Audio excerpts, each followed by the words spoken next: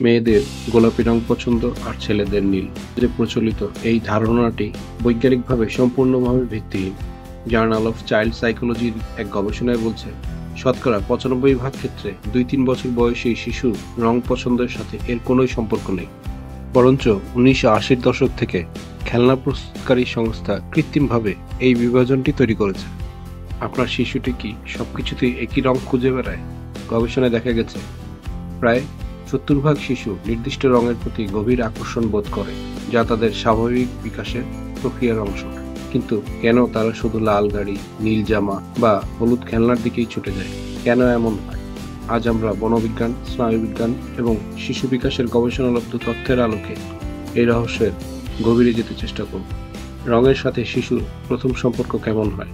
জন্মের পর থেকে নবজাতক শিশুরা পৃথিবীকে ধূসর ও সাদা-কালো ছায়ার মতো দেখে। মাত্র ২০ থেকে ৩০ সেন্টিমিটার দূরত্বেই তাদের দৃষ্টি সীমাবদ্ধ থাকে। কিন্তু মাত্র ৪ থেকে ৬ মাস বয়সে রেটিনার কোন সেলস সক্রিয় হয়ে ওঠে, যার ফলে তারা প্রথমে লাল, তারপর নীল, সবুজ ও হলুদ রং চিনতে শেখে। স্ট্যানফোর্ড বিশ্ববিদ্যালয়ের গবেষণা অনুসারে উজ্জ্বল রং মস্তিষ্কের ভিজুয়াল কর্টেক্সে ২.৫ গুণ বেশি স্নায়বিক সাড়া তৈরি করে। তাই শিশুরা স্বাভাবিকভাবেই প্রাণবন্ত রঙগুলোর দিকে আকৃষ্ট হয়। মানব মস্তিষ্কে রঙের প্রভাব অনেক গভীর। শিশুদের ক্ষেত্রে এটি আরও স্পষ্ট।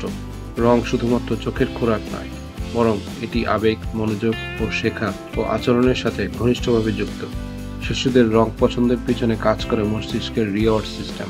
যখন তারা পছন্দের রং দেখে, তখন ডোপামিন হরমোন নিঃসরণের ফলে এক ধরনের আনন্দ অনুভূতি হয় এবং বারবার সেই একই রং খোঁজার জন্য উৎসাহিত করে।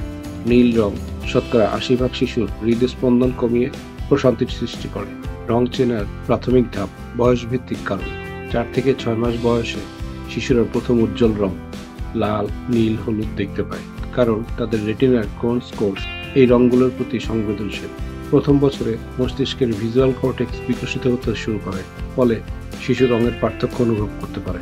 তৃতীয় বছরে নিজের পছন্দ তৈরি হয়।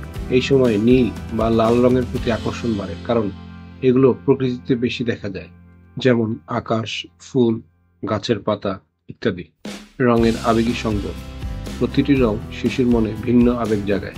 মনোবিজ্ঞানীরা লক্ষ্য করেছেন, লাল রং উত্তেজনা ও শক্তির প্রতীক হওয়ায় খেলনা গাড়ি বা বলের প্রতি তাদের আকর্ষণ বাড়ায়। নীল রং শান্তি ও নির্ভরযোগ্যতার অনুভূতি দেয়, তাই আকাশ বা সমুদ্রের রং তাদের সান্ত্বনা দেয়। হলুদ রং আনন্দ ও কৌতূহলের প্রতীক, যা সূর্য বা ফুলের মাধ্যমে তাদের আবেগকে জাগ্রত করে। শিশুরা অতীতের ইতিবাচক অভিজ্ঞতার সাথেও রং জুড়ে দেয়, যেমন যদি একটি লাল খেলনা দিয়ে সে আনন্দ পেয়ে থাকে, তাহলে লাল রং তার কাছে আনন্দের প্রতীক হয়ে ওঠে। কখন সচেতন হওয়া জরুরি? যদি আপনার শিশু শুধুমাত্র একটি রঙে আটকে থাকে এবং অন্যান্য রং এড়িয়ে চলে, তাহলে কিছু বিষয়ে সতর্ক হওয়া জরুরি। অটিজম স্পেকট্রামে থাকা কিছু শিশু নির্দিষ্ট রঙে স্নায়বিকভাবে আরাম পেয়ে থাকে। আবার রঙের পার্থক্য বোঝার ক্ষমতা কম থাকলে, যেটিকে কালার ব্লাইন্ডনেস বলা হয়, তারা শুধু উজ্জ্বল রঙই চিনতে পারে।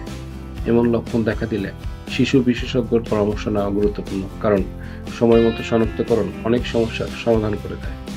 বাবা মায়ের জন্য করণীয়। শিশুর রঙের পছন্দকে ইতিবাচকভাবে পরিচালনা করতে আপনি কিছু সহজ কৌশল অবলম্বন করতে পারেন। প্রথমত, তাকে প্রকৃতির রঙের সাথে পরিচয় করিয়ে দিতে হবে, যেমন লাল টমেটো, হলুদ লেবু বা সবুজ পাতার মাধ্যমে রং শেখানো আনন্দদায়ক হয়ে ওঠে।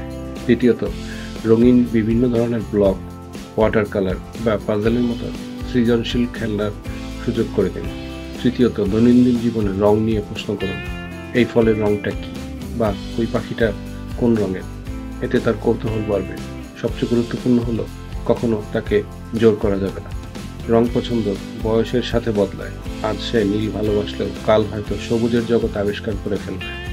প্রতিটি শিশুই এক মহাজাগতিক রংধনু। তার সব রঙই স্বতন্ত্র, সব রঙই সুন্দর। শিশুর রং প্রীতি তার মানসিক বিকাশের স্বাভাবিক ধাপ। অভিজ্ঞতা ও শেখার সাথে ধীরে ধীরে রূপ নেয়।